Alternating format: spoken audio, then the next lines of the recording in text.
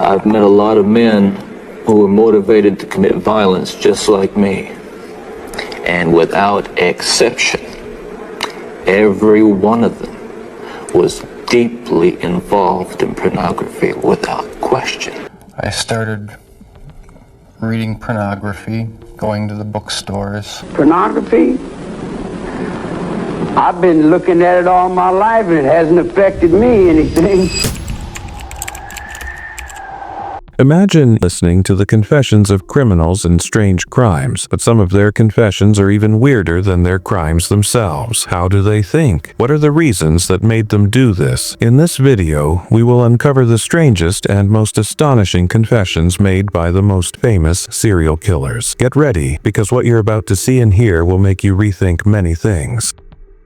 Arthur Shawcross was an infamous American serial killer. He started his crimes when he killed 2 children in 1972. He was imprisoned, but was released after 14 years. Then, between 1988 and 1989, he killed 11 women in New York, most of whom were homeless. He was arrested in 1990 and sentenced to life imprisonment. When asked how he committed his crimes, this was his response. You remember killing her? Yeah. Possibly. We're not going into details here. No, but how did you kill her? Probably strangulation. How do you know when they're dead? How? I don't know, just do. More or less after they just relax. The body relax, doesn't fight no more. It only takes about 4 minutes. Probably. Sometimes less than that. Aileen Wuornos was an American serial killer who murdered 7 men in a single year. She claimed they tried to assault her. She worked in prostitution and targeted her clients. She was caught in 1991 and sentenced to death. This was one of her interviews before her execution. Nonetheless, you killed 7 men. Yes, you did. And I'm asking you, what got you to kill the 7 men? And I'm telling you because the cops let me keep killing them, Nick. Don't you get it? I never hated men, but now I do. I mean, not all. I have a category. I hate those male... God. I hate those male cops. Real bad. The judges, the lawyers, they're all male. Do you want to die? You want to? Oh man, if I was to leave this planet, it wouldn't be no big deal to me. Joseph Callinger was the most disturbed among them. The moment you see him, you'll know he was mentally ill. He became a serial killer with the help of his son. In 1974 and 1975, he killed several people, one of whom was a family member. He suffered from psychological disorders and hallucinations, believing he had a divine mission. God forbid. He was arrested in 1975 and sentenced to life imprisonment. This might be the strangest interview you'll ever see. With a good ear, you try to help people. Yes. When you're not trying to murder them. Yes. When Callinger's reign of terror ended, 3 were dead, including his 14-year-old son. You murdered your own son? Yes, I did. Why did you do that? He was a sacrifice. I was to murder 3 million people on planet Earth. And he was a sacrifice to see if I could murder one of my own. At the end of murdering all the people on Earth, I was going to murder my own family and then take my own life and become God. What do you think of the death penalty? I'm opposed to it.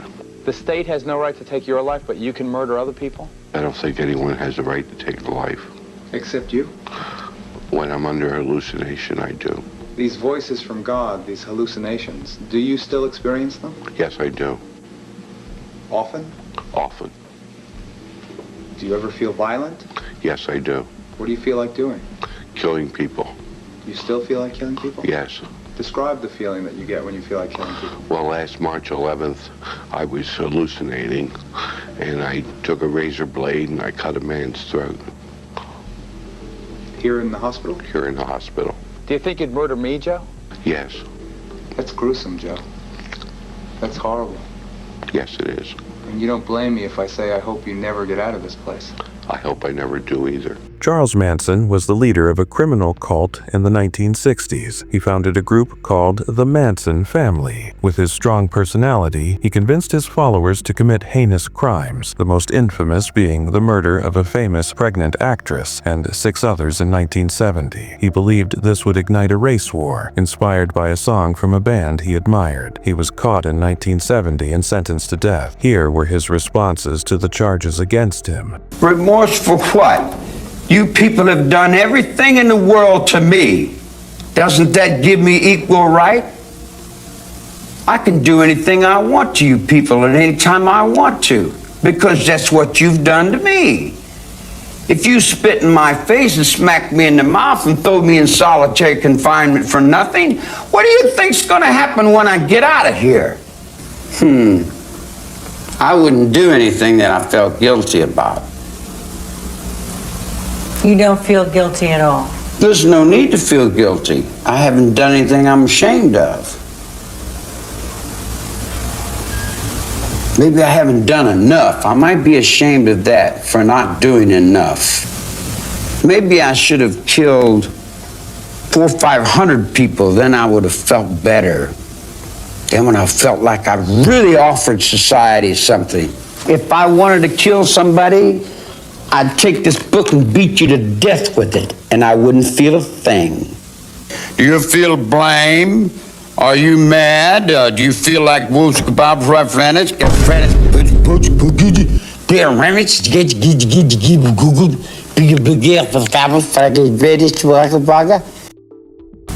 Believe me, if I started murdering people, there'd be none of you left. What do you think it is about you that makes people want to be a part of whatever it is you're a part of?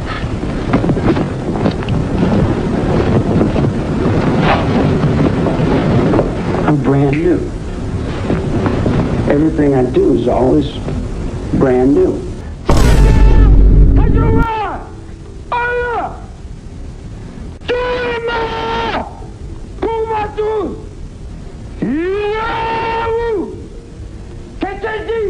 People look at you today, 20 years later, and they still have no idea what you're about. Tell me in a sentence who you are.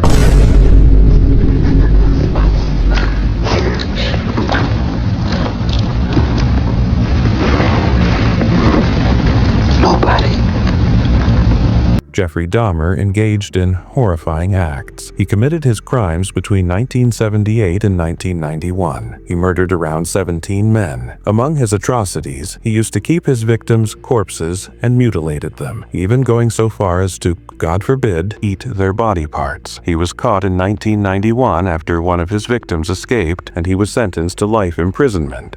I started reading pornography, going to the bookstores. Eventually that led to frequenting the gay bars. Why are you gay? One time I brought this young man back to the hotel room, the Ambassador Hotel. I had no intention of hurting him. When I woke up in the morning, he had a broken rib here. Was heavily bruised. Apparently I had beaten him to death with my fists.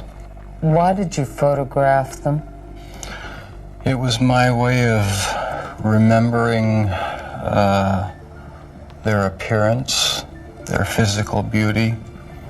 You are gay. If I couldn't keep them there with me whole, at least I felt that I could keep their skeletons. I was branching out. That's when the cannibalism started, eating of the heart, and it was a way of making me feel that they were a part of me. Bedroom closet, and it was a locked metal box. My dad one week came to visit and happened to see it, and he was wondering what was in it. He didn't know. Nobody knew. It contained the mummified head and genitals of a young man I met. If you were out on the street now, would you still be committing the crimes? Probably. If this hadn't happened, there's no doubt I probably would be. I can't think of anything that would have stopped me. Ted Bundi is one of the most infamous criminals in history. He targeted women between 1974 and 1978, using his charm and intelligence to deceive his victims. He would pretend to be injured or in need of help, then attack them savagely. He confessed to killing 30 women, but the real number is believed to be much higher. He escaped from prison twice. During his second escape, he attempted to kill before being captured permanently. He was sentenced to death by electric chair in 1990. In his last interview, he said something shocking and alarming. Pay close attention. I've met a lot of men who were motivated to commit violence just like me. And without exception, every one of them was deeply involved in pornography without question, without exception, deeply influenced and consumed by an addiction to pornography. There's no question about it. The FBI's own study on serial homicide shows that the most common interest among serial killers is pornography. That's true. And it's real. It's true. What do you think about what he said about pornography? Pornography? I've been looking at it all my life and it hasn't affected me anything. We don't recall these stories to sympathize with them, but to learn a lesson. Evil exists, and sometimes it comes in unexpected forms. Our role is to be aware, avoid the darkness, and never follow the path of the devil. May God protect us all from it. If you like the video, please support it with a like and a subscription. Thank you. See you in the next video.